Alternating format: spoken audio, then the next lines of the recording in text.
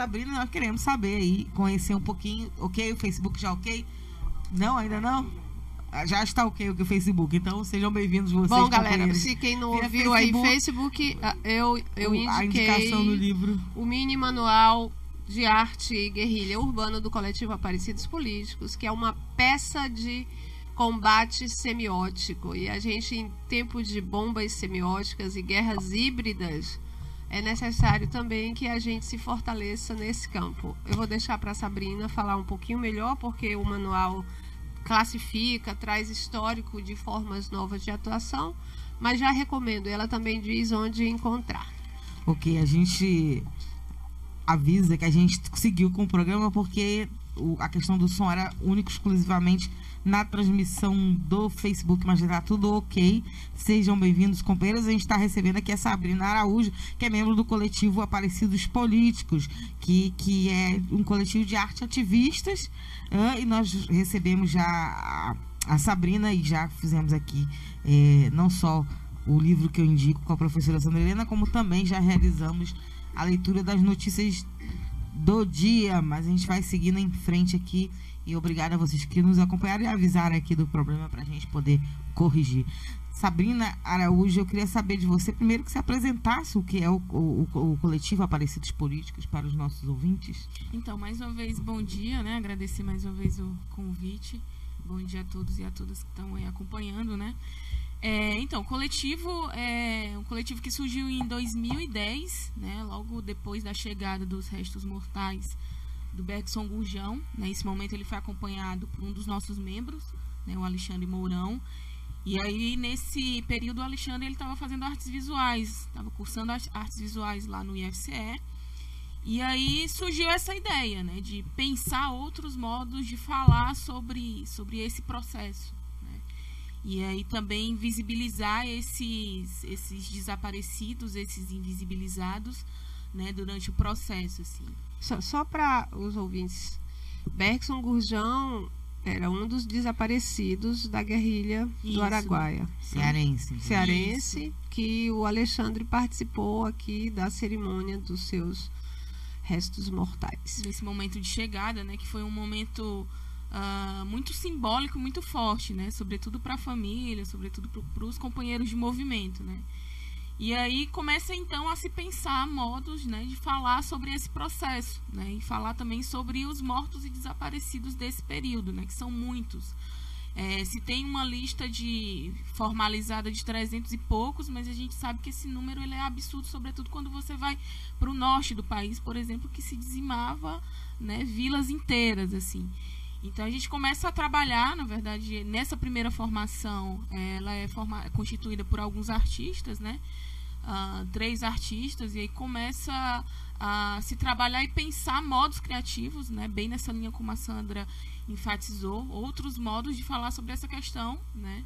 E aí a gente parte muito para as artes visuais, né, para outras possibilidades de construção dessa memória, né, para além dessa construção oral que a história propriamente já faz, né? Então o coletivo ele começa a se apropriar dessas outras ferramentas, né, bem nesse sentido de atualizar também essa discussão. Você pode falar alguns exemplos? O coletivo ele começa a atuação desenvolvendo ações, né, nas ruas. Na verdade, o grande foco é buscar esses espaços, né, que são espaços públicos, que são espaços que, de certo modo, né, às vezes bem direto, reverenciam um lado dessa história, né, sobretudo esse lado que cometeu crimes, né, enfim. Então, o coletivo ele começa desenvolvendo ações como colar lambe-lambe, como realizar escrituras em muros, né, sempre trazendo o nome performances desses mortos também, né? Isso. Eu lembro de umas performances que vocês fizeram, né? Muito impactantes. Né? O que resta da ditadura, que foi uma das primeiras performances do coletivo, né? Que foi uma performance realizada também na rua, né? No espaço público. Foi no espaço público, Isso. com corpos em posição de subordinação, de sujeição, emulando as situações de tortura. Muito, muito impactante. Né? Isso. O Felipe de Souza tá dizendo, ok, o diesel baixou 0,46 centavos, ônibus são movidos a diesel, a passagem vai baixar 0,46 centavos em todo o Brasil, que nem a passagem do avião, não vai, infelizmente. O Elias Lula Lucas tá dizendo, som ok, obrigado. E o Souza Júnior tá perguntando, esse coletivo é formado apenas por militantes cearenses ou tem o objetivo de ser ampliado nacionalmente? Então, seguinte, o coletivo ele tem uma atuação local, né, mas a gente é articulado com outros coletivos, né, do país, coletivo do Pará, o pessoal de São Paulo, do Rio. Então a gente busca conexão. A gente não tem Deixa eu melhorar a pergunta do Souza Júnior. Nasceu aqui, que fique claro pro nosso ouvinte, pro nosso público. Ele nasce aqui, portanto, ele é radicalmente cearense, né? E hoje em dia ele tem articulação com outros coletivos similares, que também trabalham com esse tema da ditadura passada, né? Porque, vejam só, eu acompanhei o nascimento, né? Sim. Eu vi essa coisa brotar. Essa brincadeira com o aparecidos desaparecidos, né? Porque a gente fala justamente ainda desse número de desaparecidos políticos, que a gente só pode falar como mortos, assim como no caso do Gurjão, quando se localiza os restos, né? Os restos mortais. Então, assim, essa ideia não é uma ideia hoje localizada apenas aqui. Quer dizer, outros coletivos de jovens vão melhorar. Só são jovens, assim, deve ser na casa dos 20ões e trintões, ou tem gente mais velha do que isso nesses coletivos? A gente está nessa transição aí, né? Tem gente de 28, 20, acho que a mais jovem deve ter 27, 26. E aí até 40 anos, que é o nosso parceiro Marquinhos, né? Uhum. Então, varia, assim, com relação a isso. Só não, é porque eu sempre acho interessante estabelecer a parte a geracionalidade, né? Onde é que está esse movimento. E esses outros coletivos com quem vocês têm contato? Fora daqui, no Pará, você falou, São Paulo. Pará, São Paulo, no Rio tem grupos que se inspiram, né, na nossa atuação aqui para desenvolver trabalhos, não necessariamente nessa linha, né, relacionado a esse período ditatorial, mas buscando visibilizar também resquícios desse processo, né? Que eu acho que é importante a gente falar sobre isso, mas é importante também a gente falar sobre esses resquícios, né? E os resquícios, eles estão aí fazendo muitas vítimas, né? Segue fazendo vítimas, Dandara, Marielle.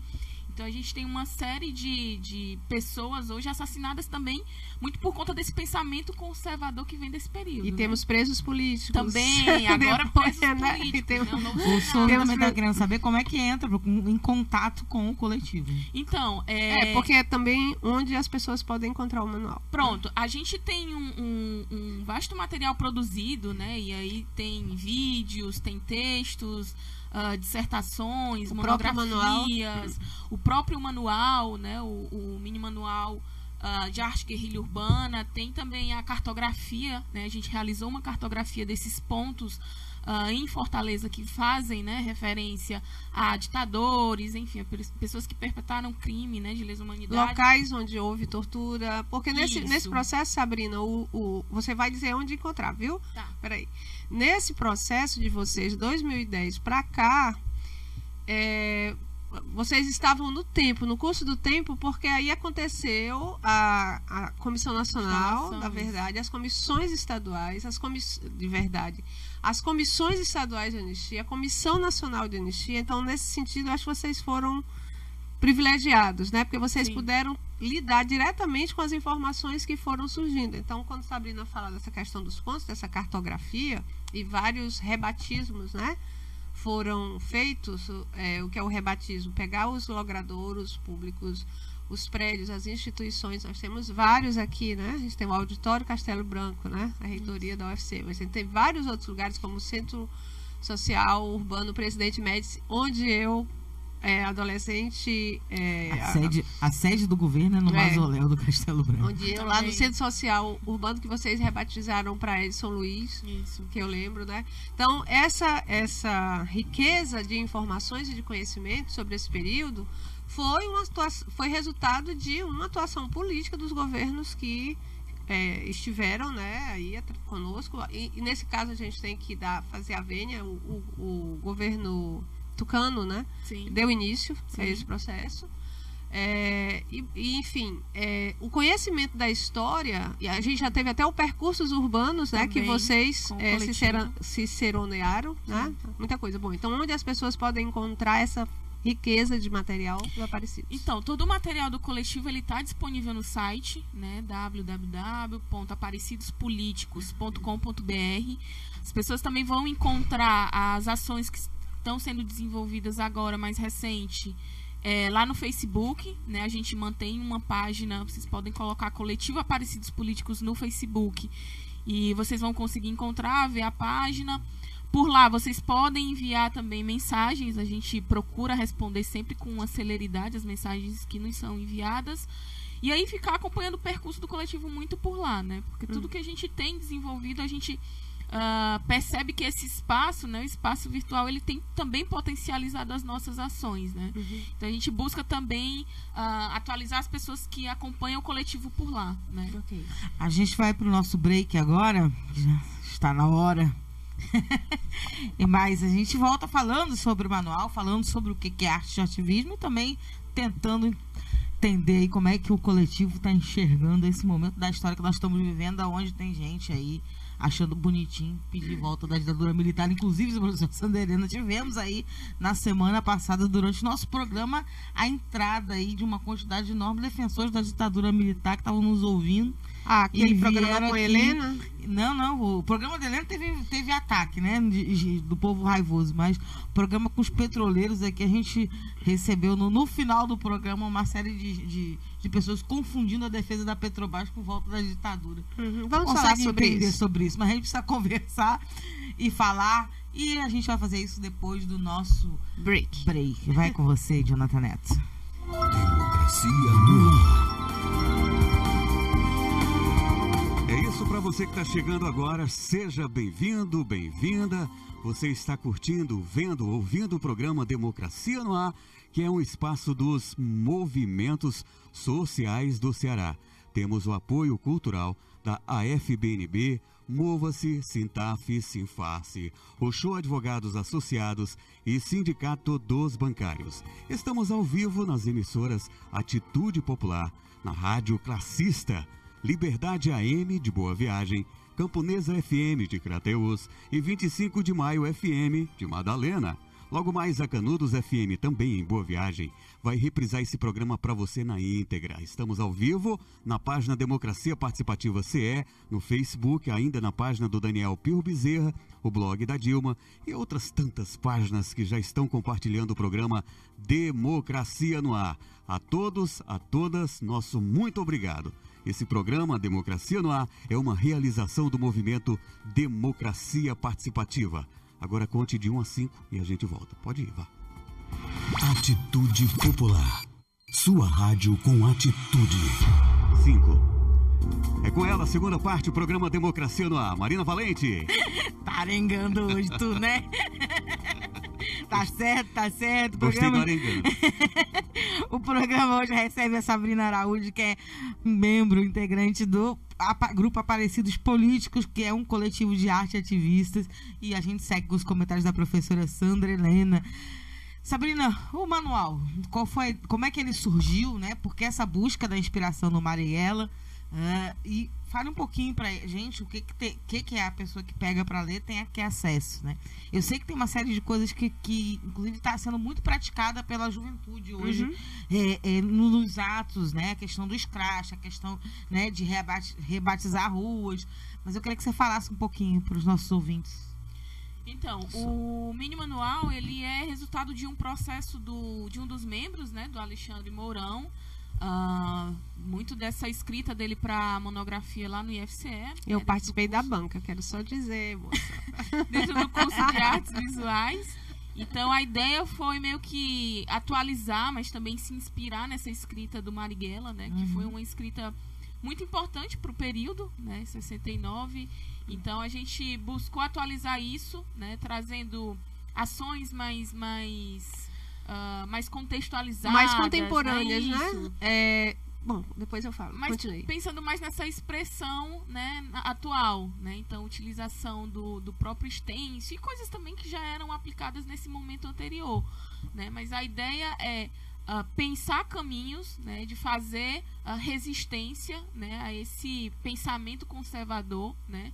E propriamente atualizando essa memória, né? Então, o manual ele dá diversas dicas, né, de como é que você pode desenvolver um cartaz, de como é que você pode trabalhar um stencil, né? Então, coisas mais atuais, desenvolver um meme, né? O que é o rebatismo popular, o que são os escrachos, né? A própria ideia das rádios e TVs livres, algumas ações na rua, né? Que é muito comum as pessoas elas terem um certo medo de desenvolver ações nas ruas, né? Então, a ideia é instigar as pessoas a desenvolver essas ações, né, dentro das suas militâncias, não necessariamente, né, dentro dessa temática, mas nas suas militâncias propriamente dito, né? O que eu acho interessante, eu fui professora do Alê, assim, quando ele entra na universidade, vem do movimento estudantil e ele se torna assim um militante do século XXI, né? Porque ele se inspira muito no que está acontecendo fora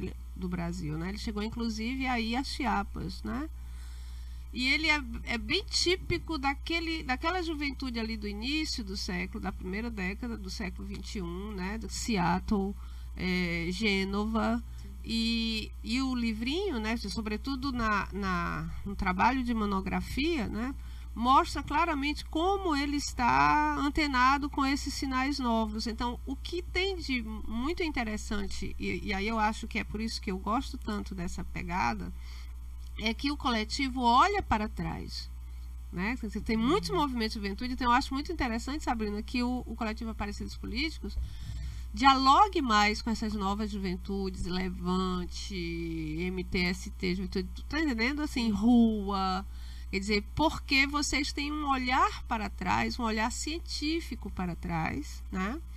E uma atuação que liga o que foi a exceção passada. Eu só vou esmiuçar isso que você falou, professora, para os nossos ouvintes ficarem entender.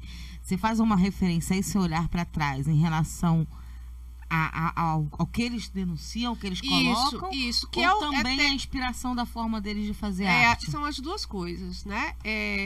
É um olhar para trás, porque uma das coisas que a gente mais vê no movimento de juventude, que se politiza, sobretudo a partir de 2013, e eu tenho falado muito disso, é terra arrasada, começou agora, tu tá entendendo? Entendi. Começou agora a luta. O que tá para trás não importa, né? Então, não, tu vai falar, não, tá. O que o Aparecidos, a meu ver, tem de diferente, de distinto, e nesse sentido muito positivo, esse sentido histórico, essa mirada para trás para saber, vieram muitos antes de nós, né? E como disse Sabrina, ele nasce como coletivo, porque o Alê já estava trabalhando, já estava acompanhando o subcomandante Marcos, né? Aquela semiótica dos novos tempos da Balaclava, né? E Mas é justamente quando ele vê a cerimônia fúnebre do Bergson Gurjão que ele linka com o passado, né? Quer dizer, vieram antes de nós. Houve uma luta, houve uma juventude que resistiu, que lutou, que foi morta, né? Ou que foi presa, ou que foi exilada, desapareceu, e a gente traz, estou falando aqui como coletivo, né? A gente traz para a luta essa memória, né? E essa história, os nossos mortos, os nossos desaparecidos, nem um instante de silêncio, né? E, ao mesmo tempo, né?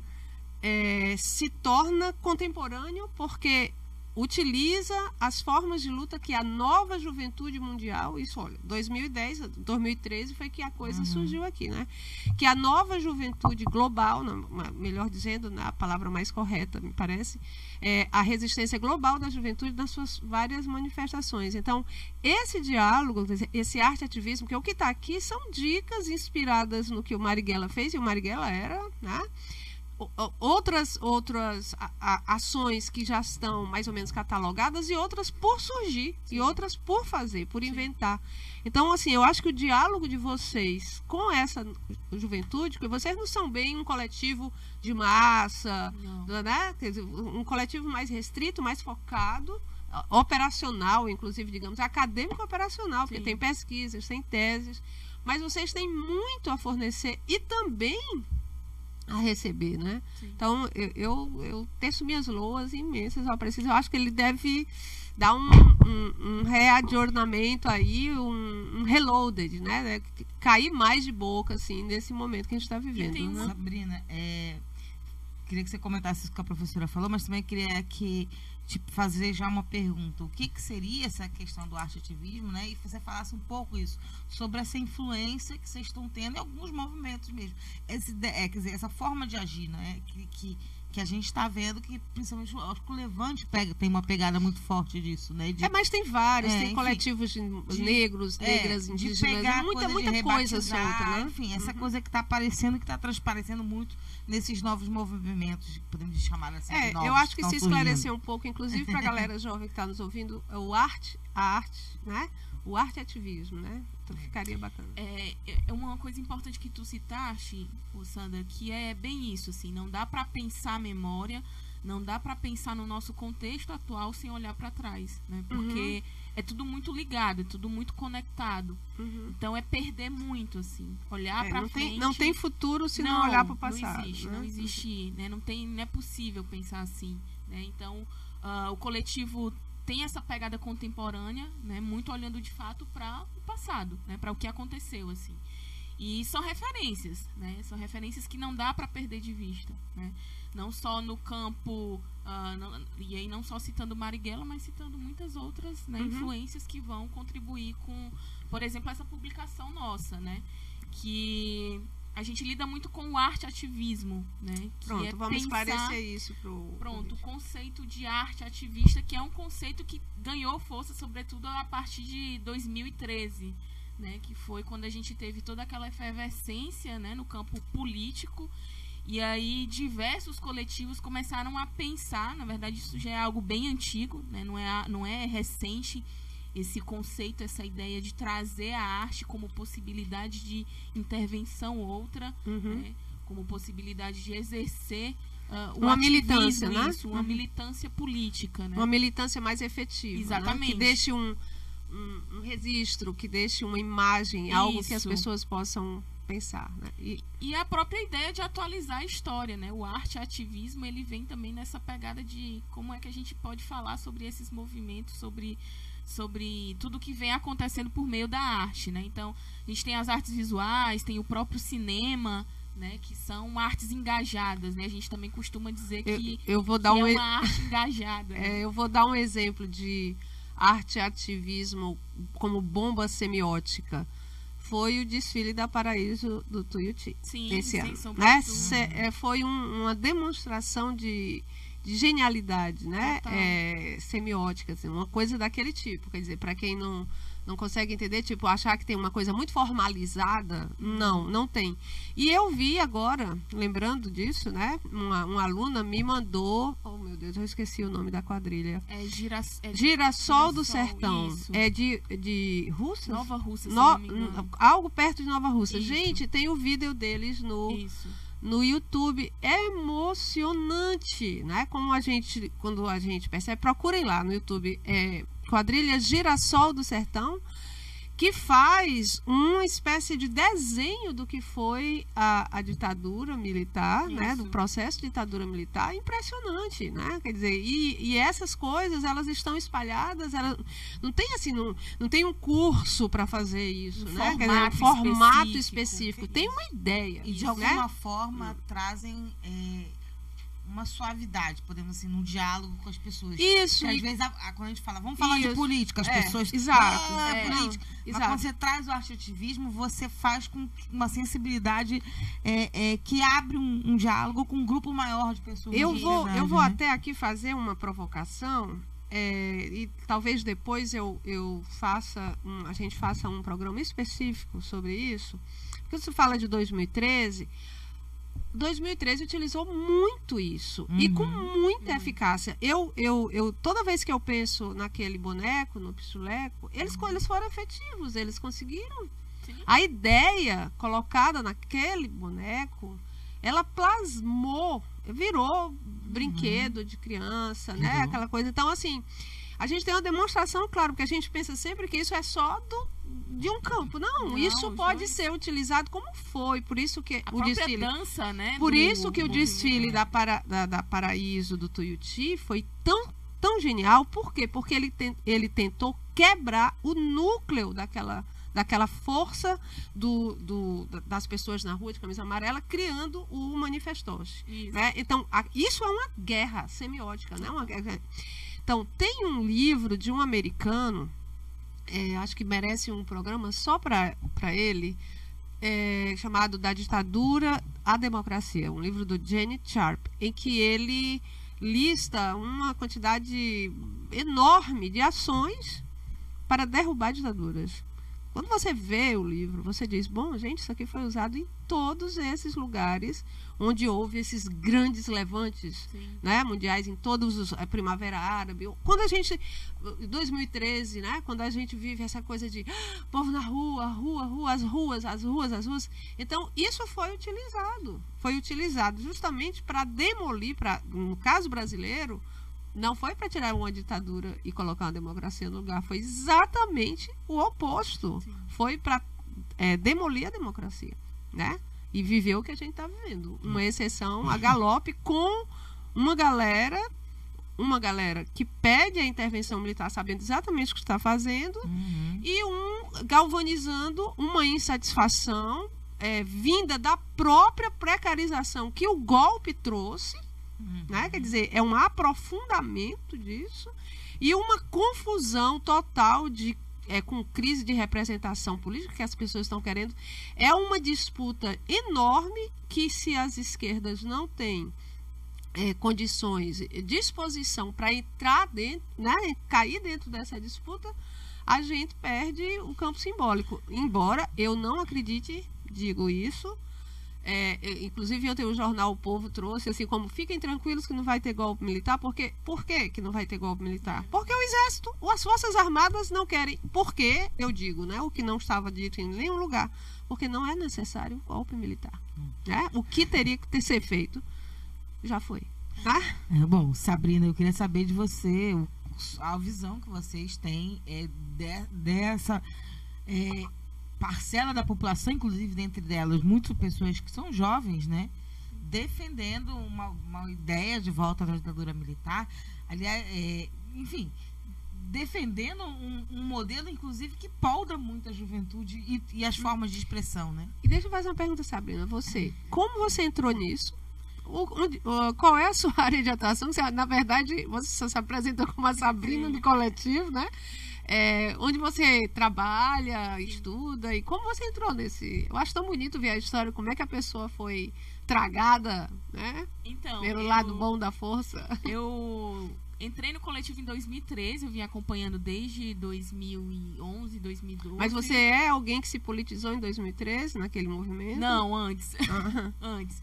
Eu tenho uma atuação muito em uma associação lá no Serviluz, né? Apesar de não morar lá, apesar de morar na Messejana, mas sempre me interessou muito esse entrelaçamento entre arte e política, né? Então, eu era formada em comunicação e tinha muito desejo... né? Continua. Sou formada em comunicação e tinha muito desejo de seguir estudando, né? Agora pensando essa conexão, né? Muito com então arte é uma política. colega sua aqui, né? De comunicação. A gente se encontra. Temos alguns... Parece que é impossível, mas existem comunicadores progressistas. E aí, sim... E aí me aproximo do coletivo em 2013, né? Depois que eu passei no mestrado, e aí comecei a acompanhar mais sistematicamente, né? E aí mestrado também em comunicação? Não, mestrado foi em políticas públicas e sociedade, que é um pé na sociologia lá na UES, né? Esse mestrado faz muita gente boa, viu? Então eu fiz esse mestrado lá e aí pesquisei sobre o coletivo, na verdade não sobre né? Porque nesse processo eu fui muito me descobrindo também. Não gosto muito de me afirmar como artista, mas tenho experimentações na fotografia e no audiovisual, sobretudo. Coisa boa de saber. Olha aí, gente, mais uma. Então, o coletivo ele é meio híbrido, né? É importante também dizer isso. Não é só um coletivo formado por jovens artistas, né? A gente tem a Estela, que vem do direito. Do direito. Isso. Então, tem uma mescla ali muito grande, né? Tem as meninas mais recentes que são... Né, e atualmente você está... Então, atualmente eu estou ensinando, estou dando aula em uma instituição particular daqui, em uma IES, né? E tenho esse trabalho com militância, assim, militâncias diversas, né? Tem essa associação de moradores lá no Titãzinho, onde a gente desenvolve algumas ações. Estou com o coletivo Aparecidos Políticos, né, também.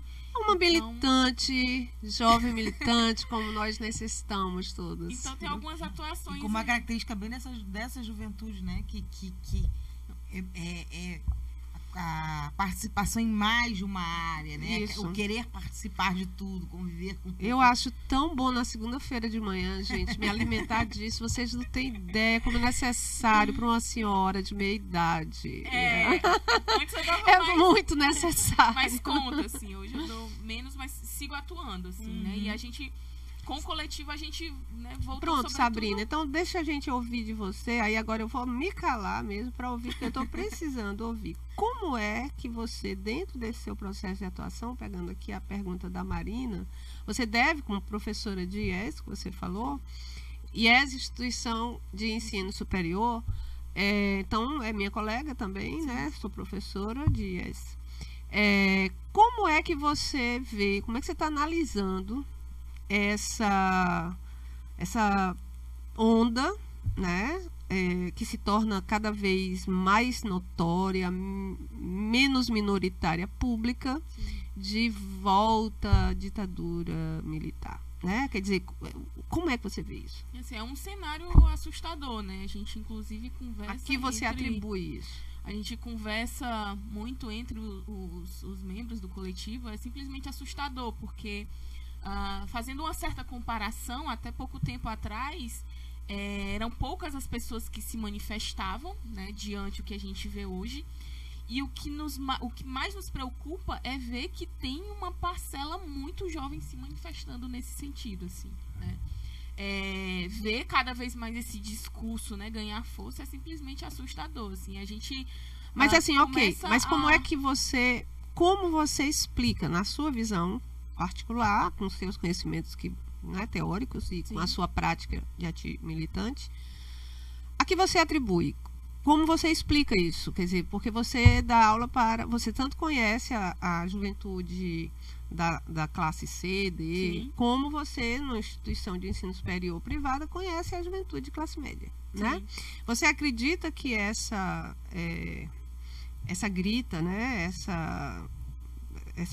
esse pedido de intervenção penetra indistintamente em todas as franjas, ou acha que ele está mais localizado? Ou se ele penetra indistintamente, há causas diferentes para um setor e outro? Como é que você vê isso? Sim, nunca parei para analisar mais detalhadamente, mas o que a gente consegue perceber?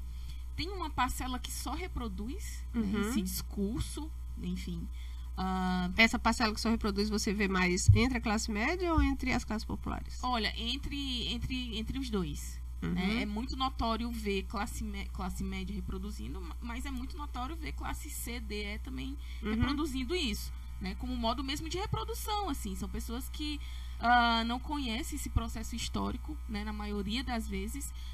Fica muito evidente isso quando você senta para conversar e a pessoa simplesmente fala que foi muito bom porque houve o progresso econômico, e assim, coisas muito absurdas que você vê que a pessoa não parou. É ignorância. Então, o primeiro fator seria ignorância, ou seja, ignorância histórica, ignorância sobre o que aconteceu. Então, ignorância misturada com má ou desinformação. Esse seria o primeiro aspecto. Exatamente isso. E eu acho que tem uma outra questão que é muito... vem muito daí desse processo de ignorância, né? Que é ter a figura que nos salve, né? Que tem muito disso, assim, as pessoas não param para pensar que tudo que a gente está vivenciando hoje, a gente também tem a nossa parcela nisso, né? Não dá para esperar o Redentor vir. Somos nós. Seria medo. porque eu sinto que esse é um fator. Assim, eu sinto que as pessoas estão... eu estou tentando fazer um inventário do que as pessoas... como as pessoas entendem de alguma isso. forma estão... primeiro com medo do que acontece na questão econômica de uma forma geral, que está gerando uma insegurança, uma incerteza de emprego, uma descrença na democracia. Na democracia, enfim, e em todos os efeitos, ao mesmo tempo que eu sinto que também tem um medo na questão da segurança mesmo, né, das pessoas. As pessoas acham que... Então é um combo. Acho que são muitas frentes, é um combo, né? né? Tem também a questão da liberdade, e que as pessoas não sabem lidar com a liberdade nesse contexto. Então, assim, a gente temos aqui um combo. Uma ignorância mesmo, ignorância no sentido de desconhecimento da história misturada com desinformação ou má informação, a precarização da vida, né? Quer dizer, a pauperização progressiva da vida, e isso tornado mais efetivo pós-golpe, né? E digamos, uma descrença que se manifestou muito claramente ali no 2013 da representatividade da democracia liberal, a crise da democracia liberal. Tudo bem. Então, até aqui nós temos um inventário de causas, digamos, tratáveis, né? Quer dizer, difícil, mas tratáveis porque estão todas no âmbito mesmo da razão consciente, né? Mas não temos espaço para isso hoje ainda, mas eu acho que tem outros elementos também. Aí Eu queria te fazer uma pergunta, professora Sandra Helena, que também serve para a Sabrina. A gente está falando de democracia para pessoas que em algum momento tiveram o ideal dessa democracia privado, né? A gente fala, por exemplo, de liberdade de vir para pessoas que vivem numa sociedade que muitas vezes tem a violência na frente de casa, na porta de casa. A gente fala de liberdades individuais, por exemplo, de você falar, o Lula não pode ser preso porque a forma que ele está sendo preso é uma forma irregular para uma população que muitas vezes é presa de forma irregular. Sim, muitas vezes. Enfim, a gente fala sobre isso a gente fala de democracia para quem não teve ela na sua plenitude. Isso, perfeito. Marina, esse para mim é um então, aspecto eu decisivo. queria que vocês comentassem isso é um aspecto decisivo, né? Quer dizer, para mim, por exemplo, e quando você fala, a gente fica esperando um redentor, eu estou com a camisa aqui da vigília, né? De Lula. Não há grandes problemas para mim em a gente ter lideranças, não. Na política nós precisamos de boas lideranças e em determinados momentos essas lideranças são aquelas... E a história nos colocou nesse... Agora a questão é como você lida com as lideranças. Isso, perfeito. Isso, perfeito. Perfeito. É isso. Então, também não vamos demonizar as lideranças de per si, porque tem um grupo que chama uma liderança carismática, reacionária e populista, né? A gente precisa de populismo, como eu e Vitor dizemos, orientado ao futuro. Sim. Sexy, desejante, com tesão, né? Como Lula, que diz... Com o barbudinho mais amado do Brasil. Com o barbudinho mais amado do Brasil. Então, agora, essa questão, Marina, que você colocou, que merece várias reflexões posteriores, não apenas essa parcela da população para quem a democracia de fato nunca foi uma realidade, certo? E que, portanto, teria todas as razões para apostar nessa aventura de extrema-direita, mas não está fazendo isto, não está.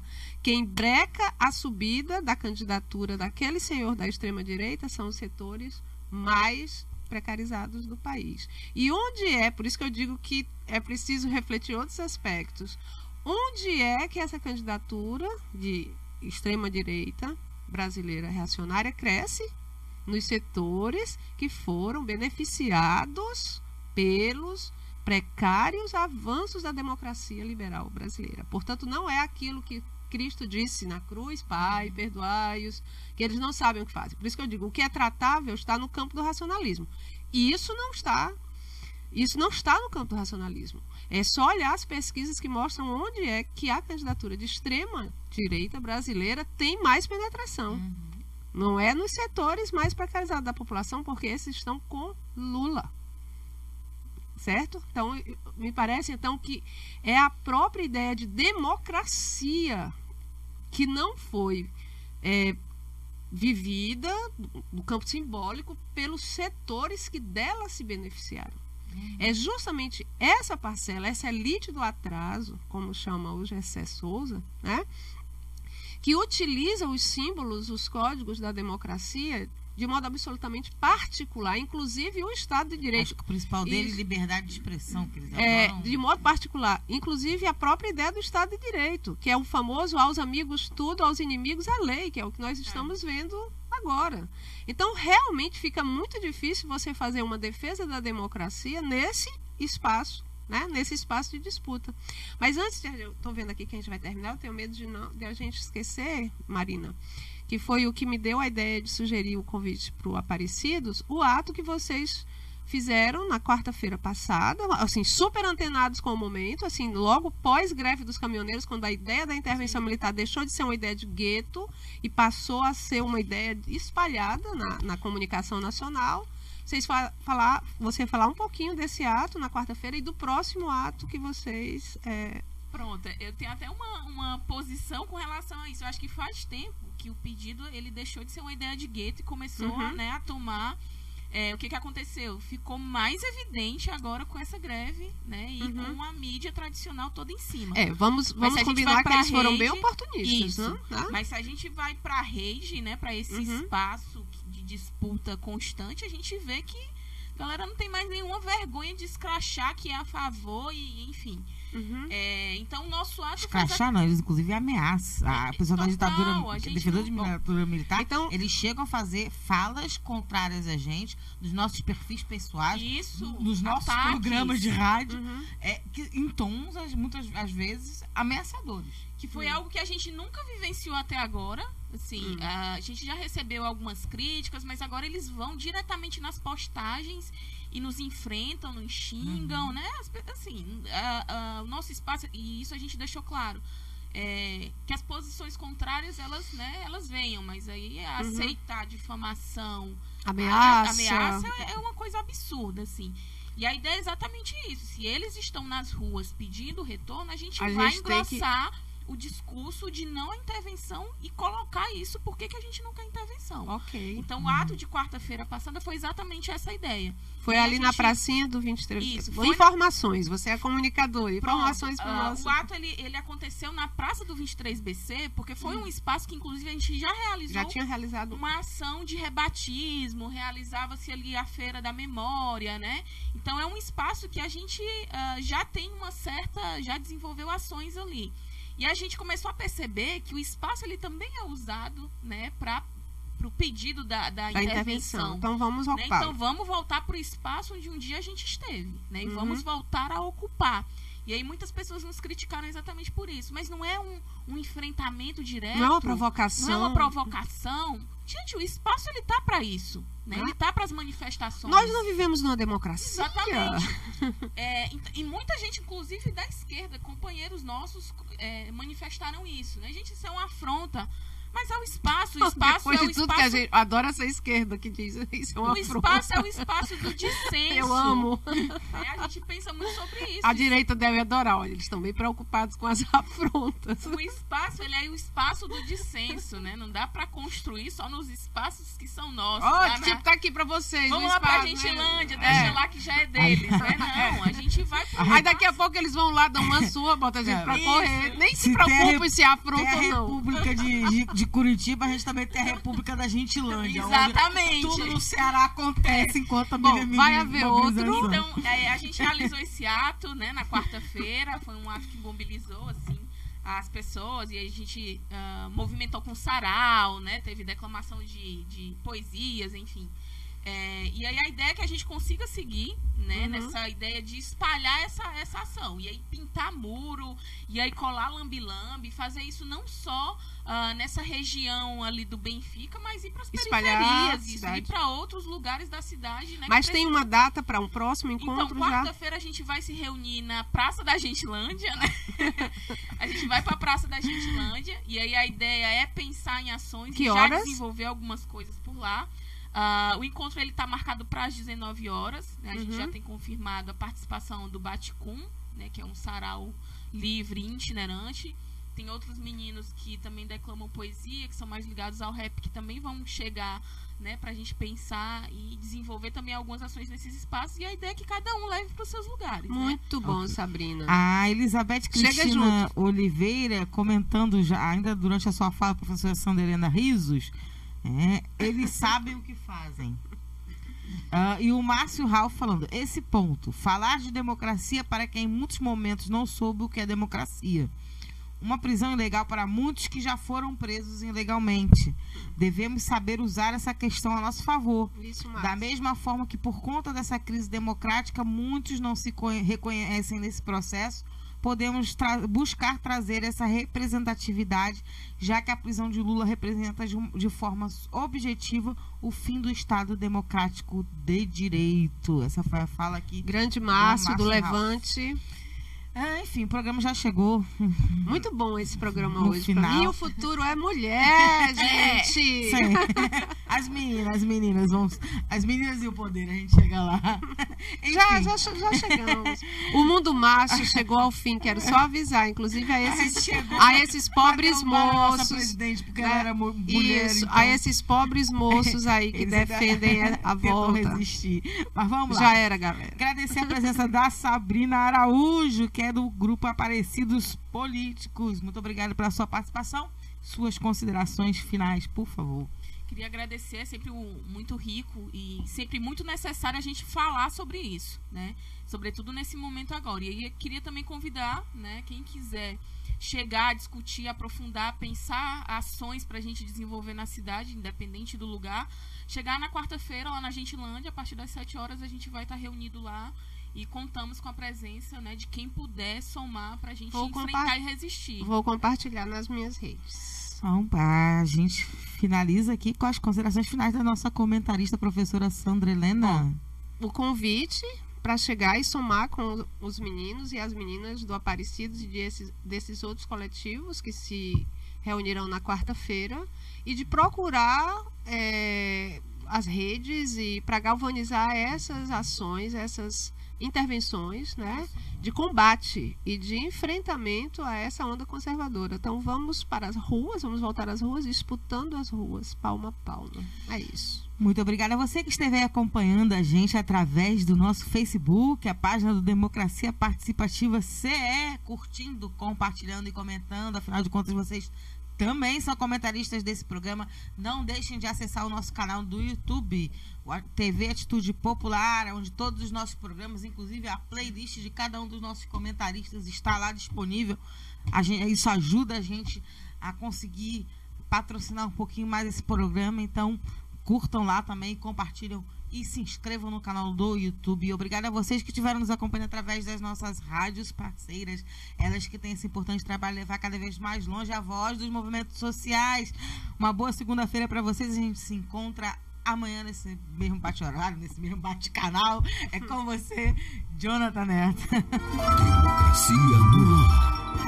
É isso, acabamos de ouvir, de conferir o programa Democracia no Ar, que é um programa dos movimentos sociais do Ceará. Temos o apoio cultural da AFBNB, Sintaf, Sinfar, Mova-se, o Show Advogados Associados e Sindicato dos Bancários. Apresentação dela, Marina Valente, produção Esdras Gomes, locução técnica comigo, Jonathan Neto. Comentários de hoje na nossa segunda-feira com a professora Sandra Helena. Agradecemos as nossas parceiras, a Rádio Classista, Canudos FM, Liberdade AM, Camponês FM e 25 de Maio FM. Ainda ao blog da Dilma, ao Daniel Pio Bezerra, páginas aí do Facebook, e você que fez o mesmo, compartilhando aí na sua página pessoal no Facebook. A todos, a todas, muito obrigado pelo carinho. A gente se fala, a gente se vê amanhã, tá bom? Bom dia, boa tarde, boa noite. Até lá. Democracia no ar. Atitude.